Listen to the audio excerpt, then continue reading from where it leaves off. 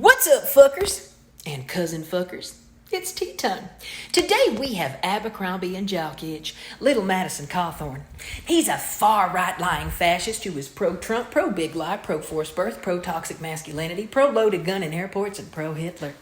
Who had giggling like a schoolgirl at Hitler's vacation home on their bucket list?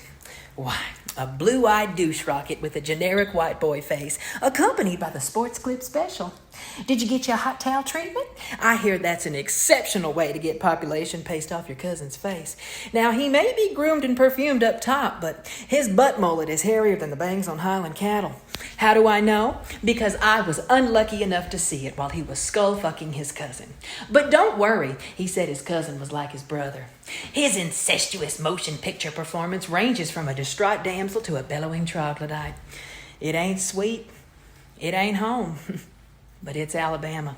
Well, the behavior is. He's actually the soon-to-be former U.S. representative for North Carolina's 11th Congressional District. Whee! This bevy of butt hairs became the youngest person elected to the House in modern U.S. history at the age of 25.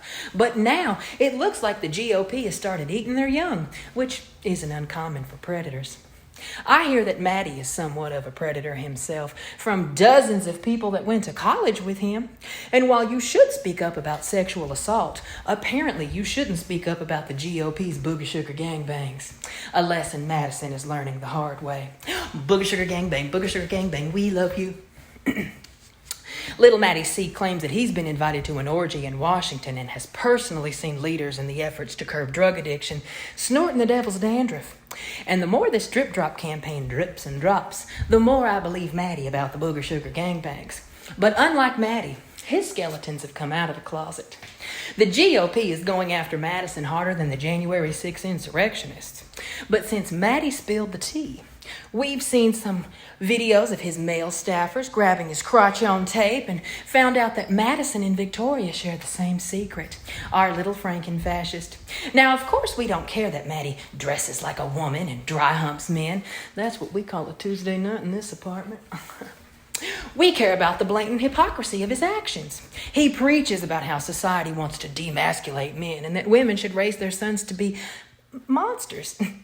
He condemns the LGBTQ plus community for living their lives and then participates in queer-adjacent behavior for shits and giggles.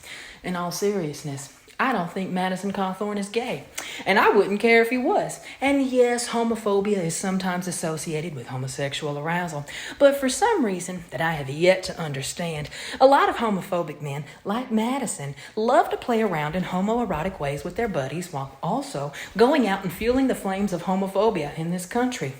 But what happens when those flames that you helped fuel are weaponized against you by your own party? You don't get reelected. Wow, Madison, it looks like the only man that you fucked is yourself.